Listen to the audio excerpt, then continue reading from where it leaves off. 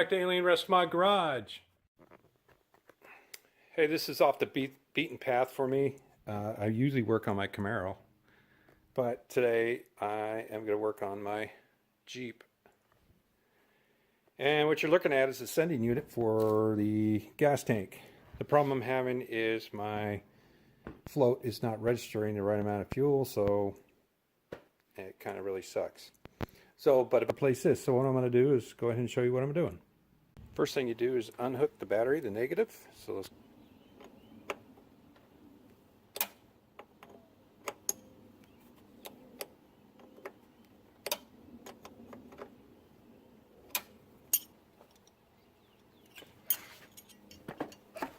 next, you're going to relieve the pressure on the fuel rail, and to do that you unscrew this part right here.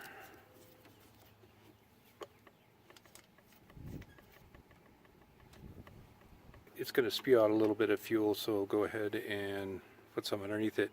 And what you're doing is the little pin right there, you just kind of push.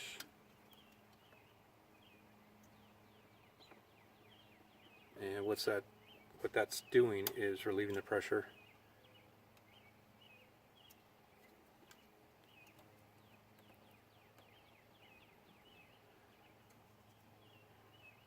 All right, there's the gas tank. The fuel sending unit is in the gas tank, so you got to lower the gas tank. And to really do this correctly, I don't say correctly, but yeah, a lot easier and safer is to empty the gas.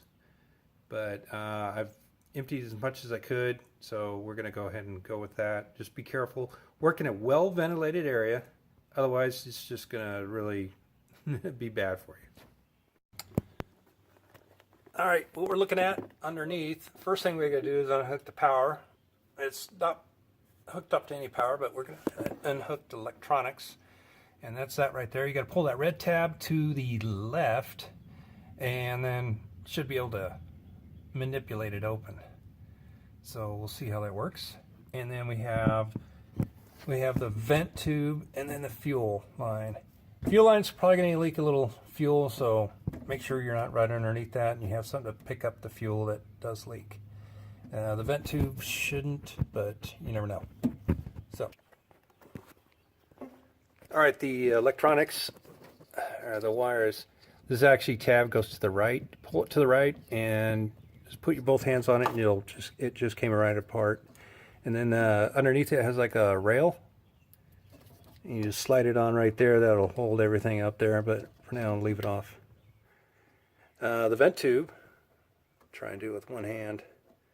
It's just a rubber tube. That's going to be stubborn. So let me use both hands.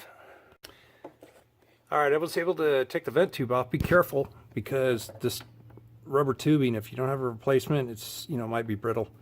I'm going to go ahead and remove these, the mounts. I'm not going to remove them all the way. I'm just making them loose enough to where you can lift up and pull them out. Then I'm going to do the fuel line. All right, I loosened up the two straps that hold in the tank to enough where it lifts up, and then it'll just pop out either side. And then I'll do the fuel line.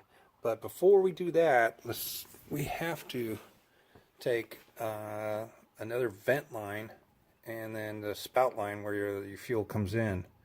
We have to unscrew those. It's really hard to get in between like this, so you'll have to take this protected shield that protects these two lines coming from your spout. So we got to take this off. Real quick, what I used right here is a 9/16 on either side of the straps. One here, and then one over there. 9/16, and these are 3/8, and that's just a flathead screwdriver. All right, I got everything pretty much loose and untied and unhooked, except for the two straps. So let's go ahead and lift that up and unhook that.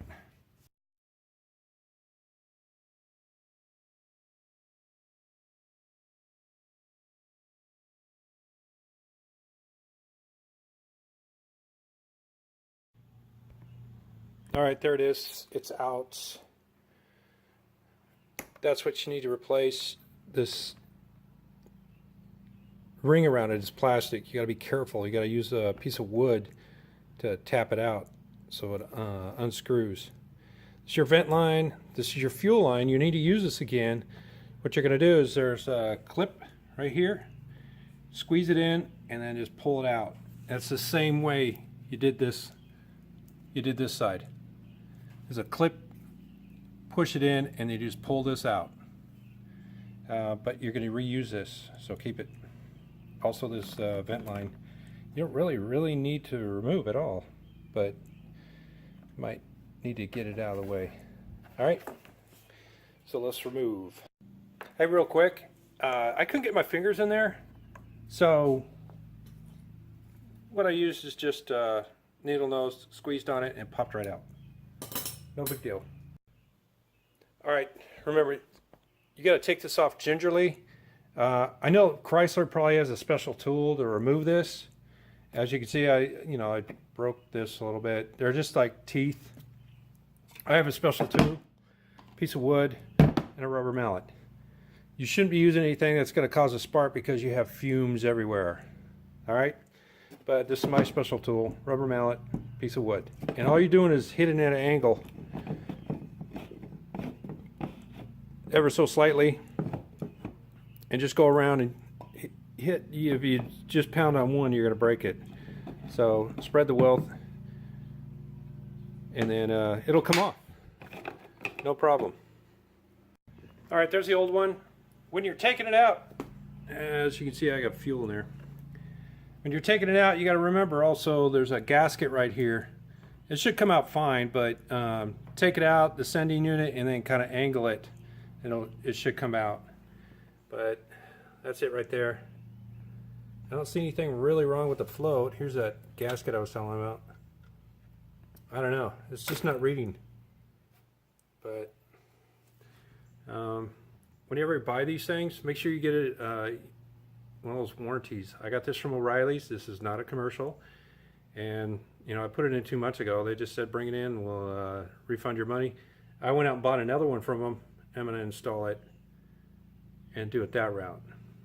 But so anyways, moving on. All right, it slipped it in. Now this thing is sitting up too tall. What these things have are a spring, so you have to push it down into place, but make sure you don't bend that float arm. Also, there's an arrow right here. Can't see it, but you can feel it when you get it, and that shows where the tube is. So this turns sideways. It has to be pointed at this direction. Let's see if you can see it on the old one. Not really. Anyways, all right, there it is installed. It's not easy.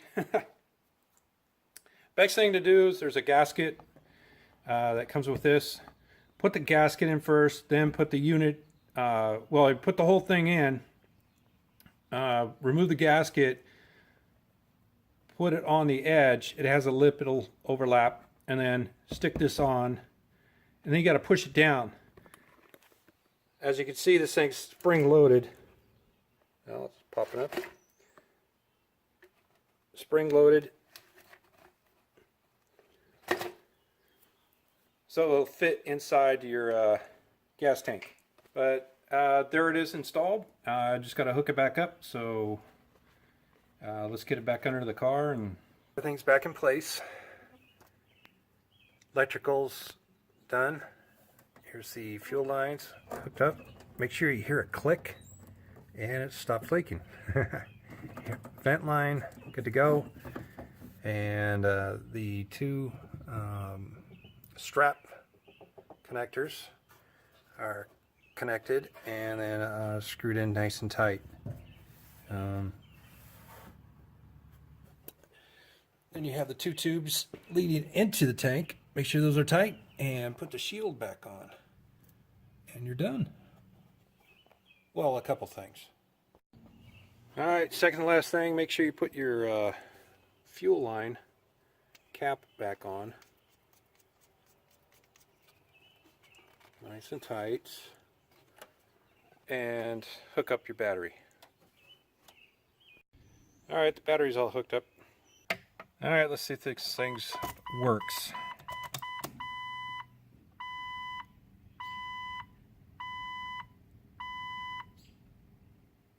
Well, that's not good. It's showing empty.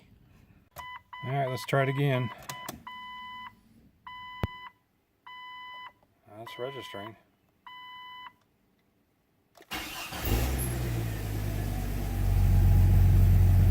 Well, it's running, but it's still registering wrong. I know there's more than a quarter tank in there, or more than that.